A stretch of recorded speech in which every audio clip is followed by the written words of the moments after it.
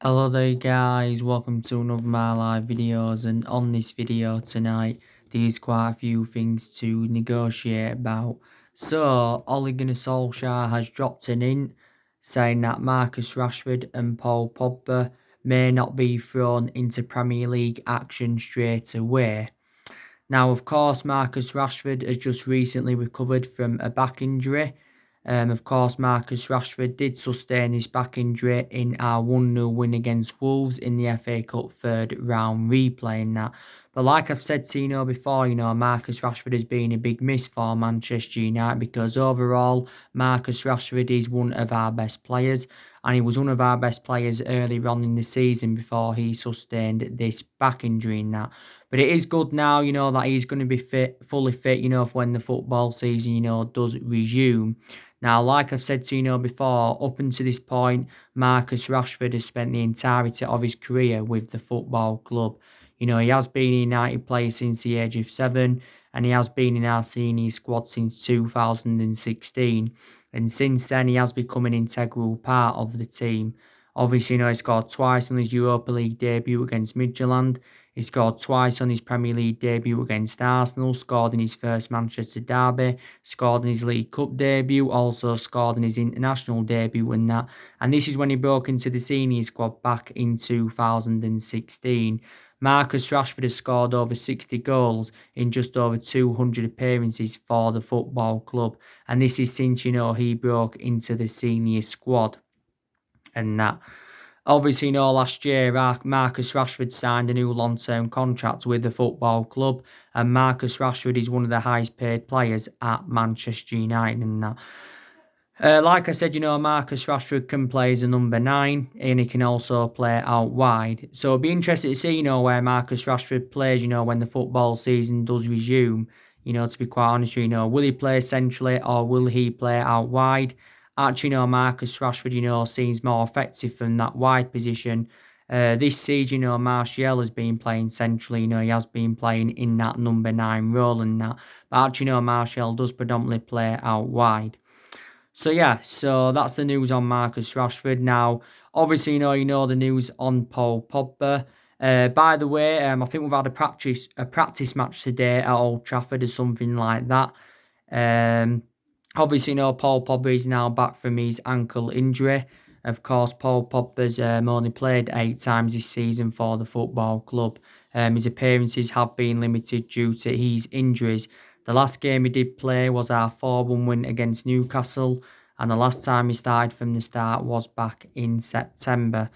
Now, I'm very, very excited about the prospects of Paul Pogba playing alongside Bruno Fernandes in our midfield because they've not yet had the chance to play together in our midfield. But I think, Paul Pogba and Bruno Fernandes, can play together in our midfield. I really, really do. And that. I really, really do. And like I said, Paul Pogba sustained quite a few injuries as a Manchester United player. But Paul Pogba, anyway, is set to stay at the football club for next season.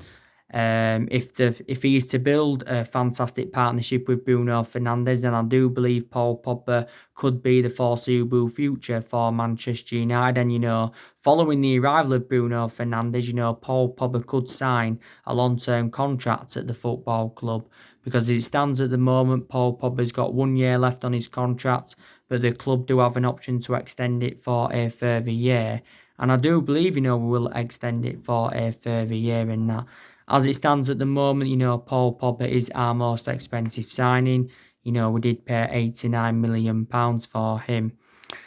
Now, obviously, Paul Pogba has been subjected to a lot of transfer speculation. He has had a long-running transfer saga.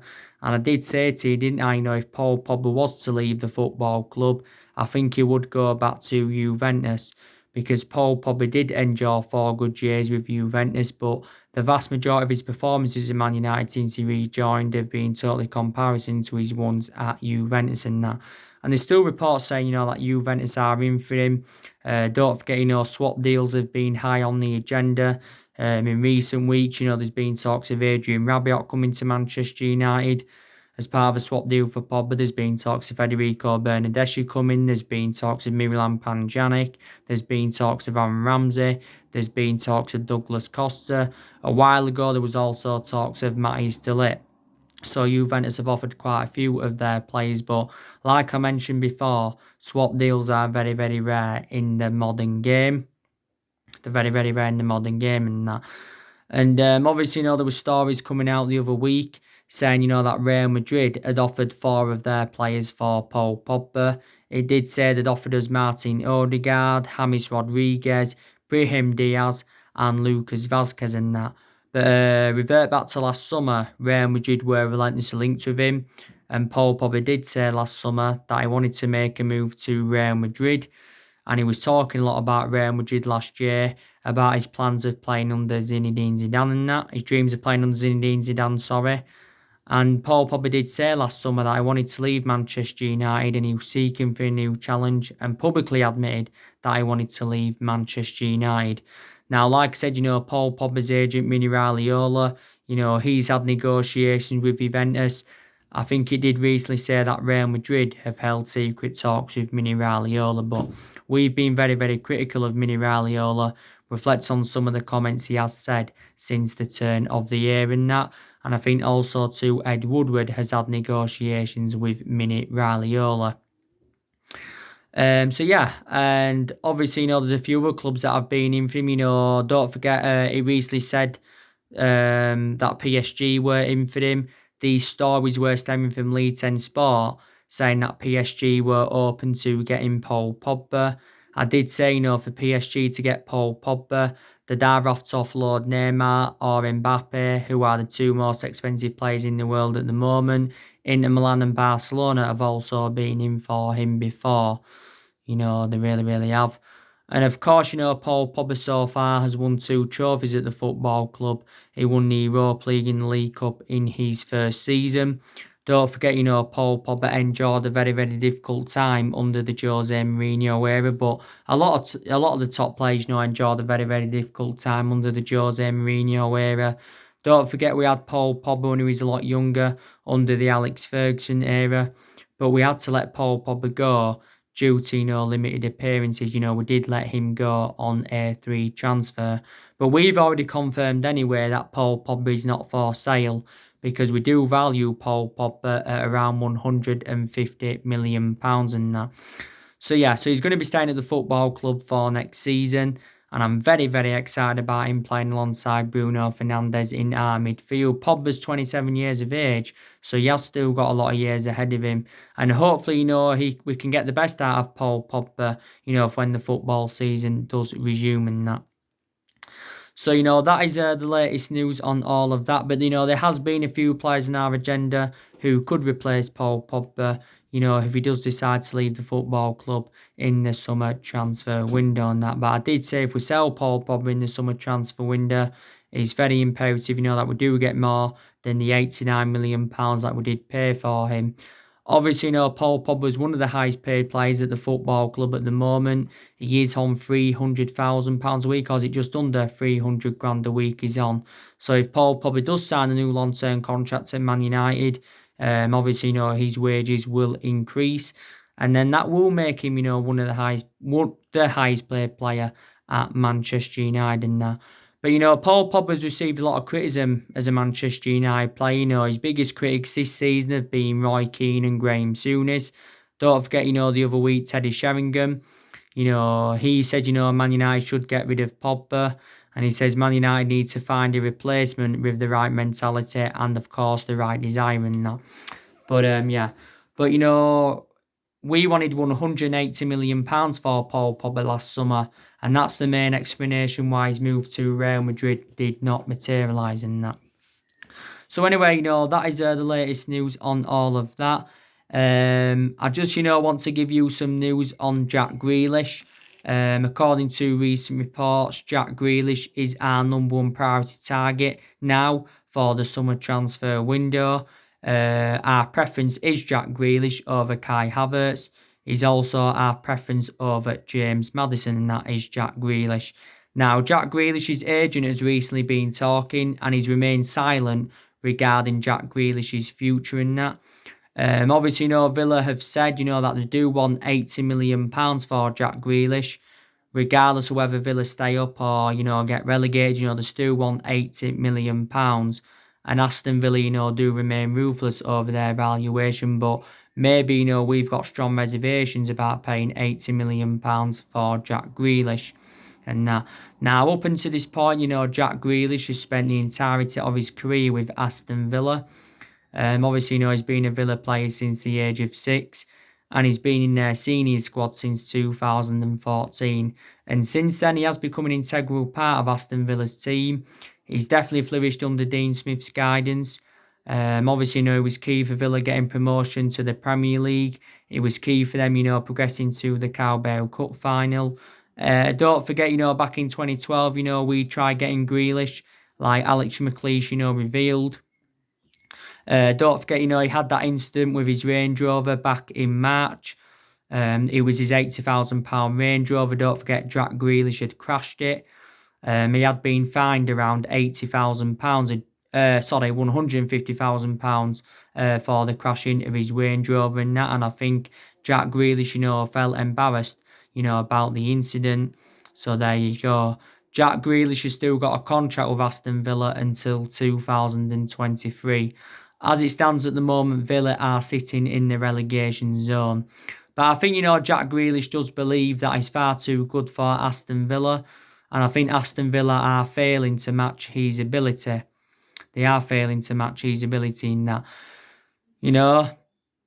But yeah, so I think the main explanations, why Jack Grealish is our preference, because obviously, he is more versatile.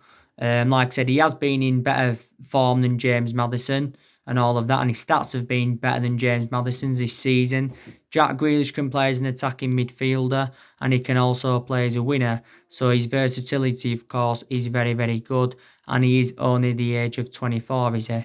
Don't forget, back in the summer of 2018, Tottenham were very, very close to getting Jack Grealish, but of course, the deal never materialised. There was reports coming out a while back saying, that we could offer up to 5 players to try and get Jack Grealish, so that's what it also mentioned before.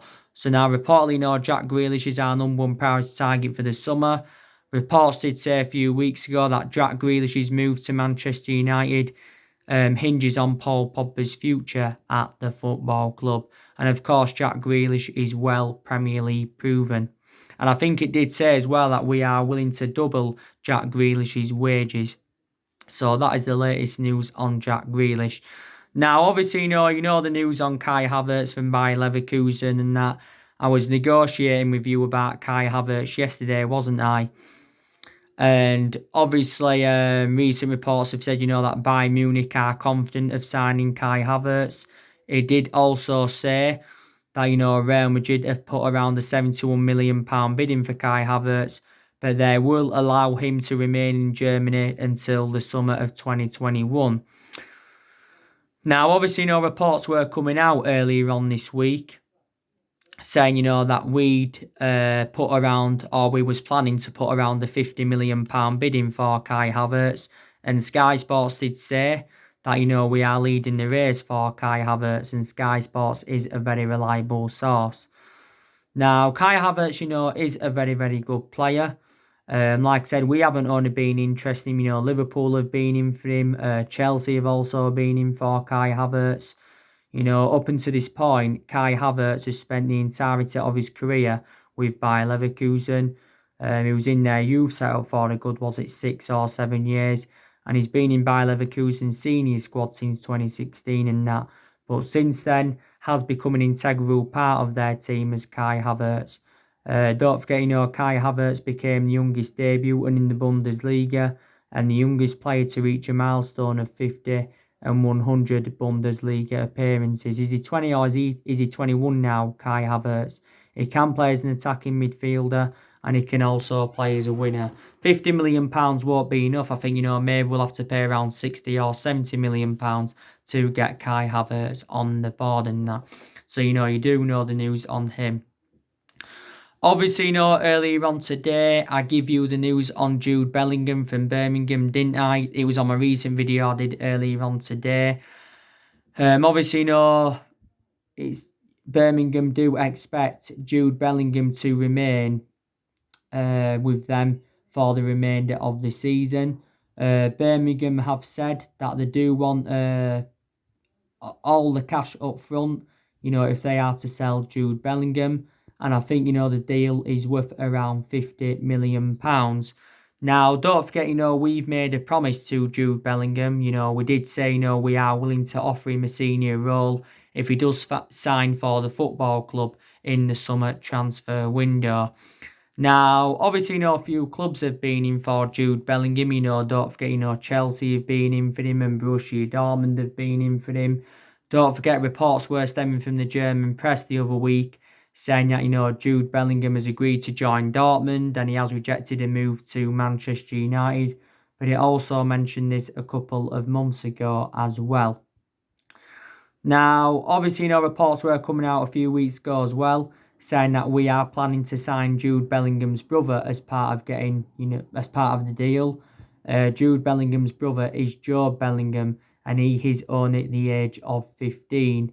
Don't forget, Pep Cloyter, who's the Birmingham boss, he warned Manchester United that more clubs are going to attract their interest in Jude Bellingham.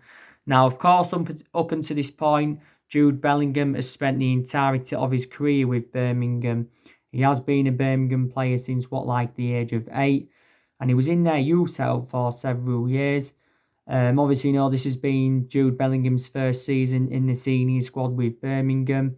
Don't forget, he made his senior debut at the age of 16 years and 38 days, did Jude Bellingham. So became the youngest player to represent Birmingham, like I mentioned.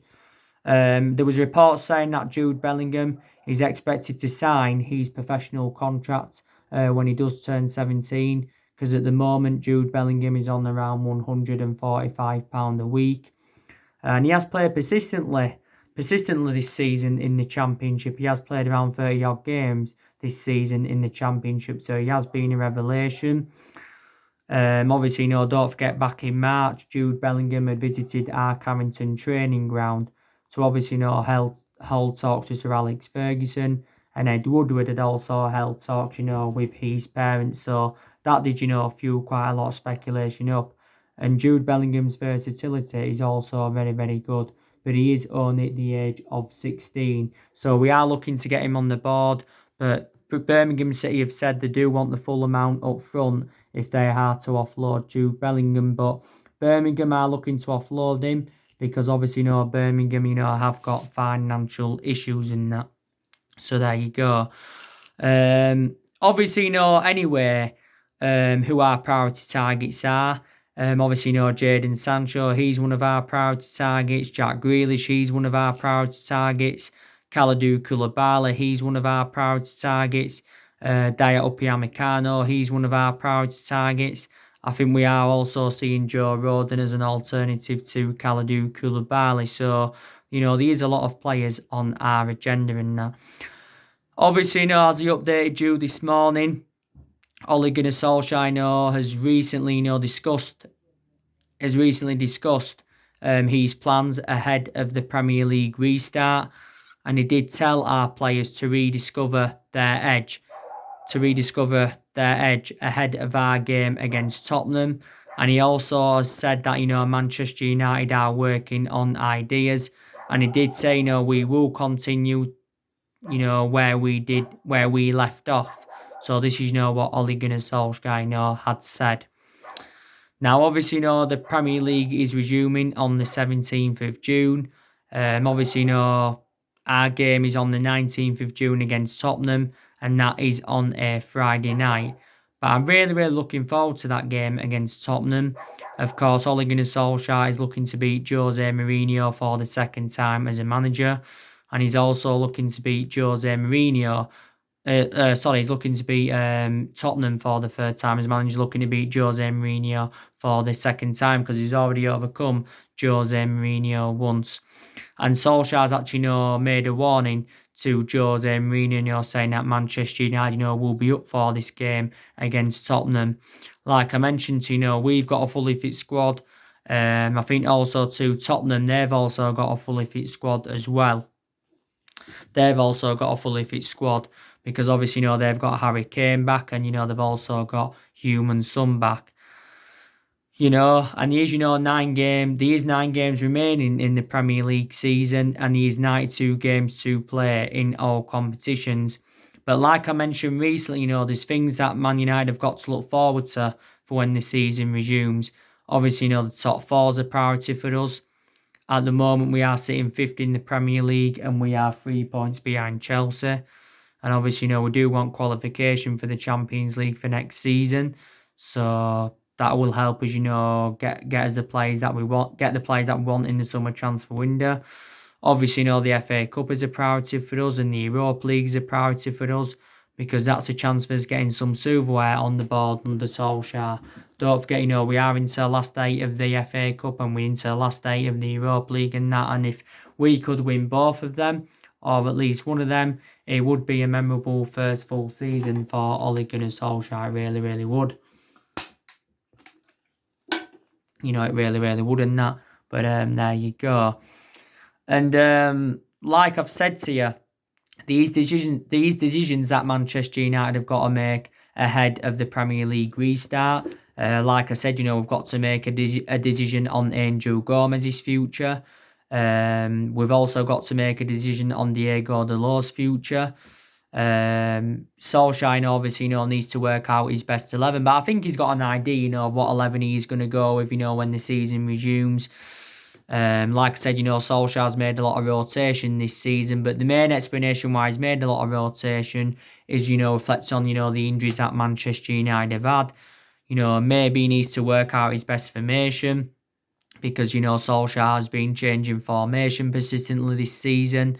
A lot this season, he has gone with the 4-2-3-1. A few times he has gone with the 4-3-3, and a few times he's gone with 3 at the back. From my own perception, we do look more expansive with 3 at the back and that, And obviously, we need to make a decision on our first choice left back. Is Luke Shaw going to remain our first choice left back? Or, is Brandon Williams going to become our first choice left back and that? Obviously, you saw my recent video. I did give you my predictions for the Tottenham Man United game, and I also, give you my predicted 11, all of that. I've got an idea of what 11 Solskjaer's going to go with against Tottenham. We do know that David De Gea is going to remain our number 1 goalkeeper. That has also been confirmed as well. So there you go. But I'm very, very confident, we can beat Tottenham because, it's like I said, Solskjaer's already been Tottenham twice as a manager.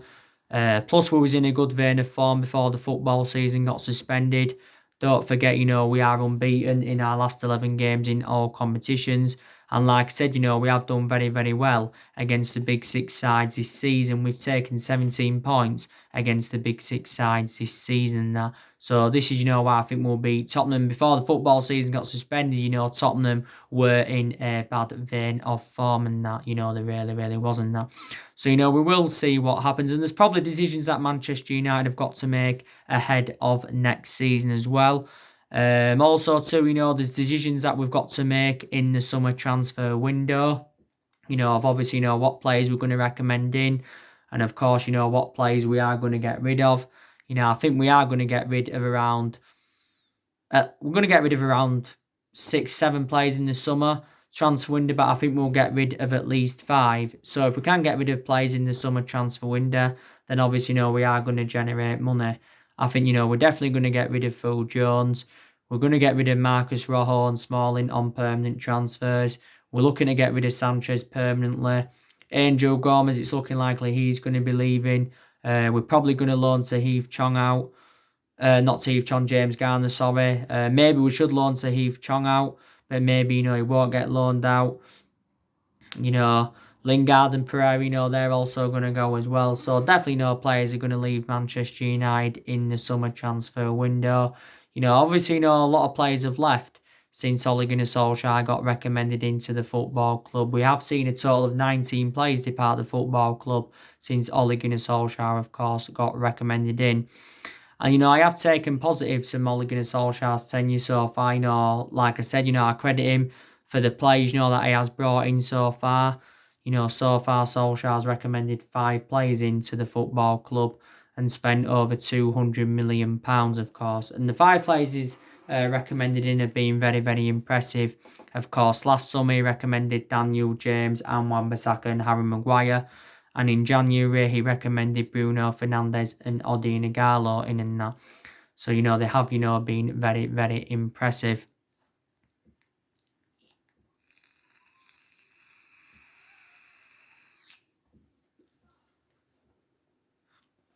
Being very, very impressive in that. And he's promoted the youth very, very well and all that. So these positives, so far to take from his tenure. But, the summer transfer window will be Solskjaer's 4th transfer window as Manchester United manager. And it will be, interesting to see how he approaches the summer transfer window. Solskjaer, revealed his plans for the summer transfer window a while back. He does want Manchester United to make around 3 or 4 signings in the summer, because he believes we need around 3 or 4 signings to become title contenders next season. Because obviously, analyse it at the moment, you've got City that strides ahead of us, and, Liverpool are strides ahead of us in that. So, and they are 2 biggest rivals, and it is, very imperative, that we do emulate to their level. Obviously, Ole Gunnar Solskjaer's transfer strategy. He still wants to continue the policy of recruiting young British talents to Manchester United, like he did do last summer and that. So there you go. As you all know, there were stories coming out the other week saying, that we'd taken a £140 million loan from our £150 million revolving credit facility. The main explanations why we did this is to help us get the players that we want, and, to help us through the coronavirus crisis and that. But as you all know now, our net debt is around 429 million, or just over 429 million pounds. That got confirmed a couple of weeks ago when Ed Woodward had spoken to investors on a conference call. I think our debt had risen up by almost 130 million. But, Ed Woodward did say that we will remain competitive in the summer transfer market. Even though he did say, we won't do business as usual in the summer transfer market. So in that aspect, he ruled out big transfers to Manchester United. And he said, we won't be spending hundreds of millions of pounds. Now, I do believe Ole Gunnar Solskjaer's transfer limit has been set. Reportedly, we are not willing to pay any more than £70 million for any player. So, reflect on that, that could put Jadon Sancho's move to Manchester United in doubt. Because, Borussia Dortmund have said that they do want at least £100 million for Jadon Sancho and that. So, there you go. But obviously, Solskjaer has got the backing of Ed Woodward, because Ed Woodward has said quite a few times throughout the course of this season that he's willing to back Solskjaer. Also, the Glazers, they've also said they are willing to back Solskjaer. But like I've said so many times before, we have been very, very critical of Ed Woodward for several years. Reflect on how poor our recruitment policy's been. And, with us overpaying for players. And, of course, his poor selection of managers. And this is why I've been critical of Ed Woodward. And Woodward's been at the football club since 2012.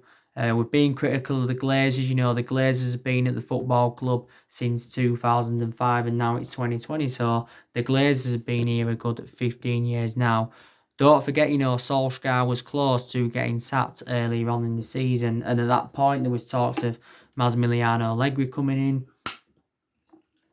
There was talks of Pochettino coming in. Don't forget, Pochettino was linked with the managerial role at Man United before Solskjaer got the job permanently in March last year and that. So there you go.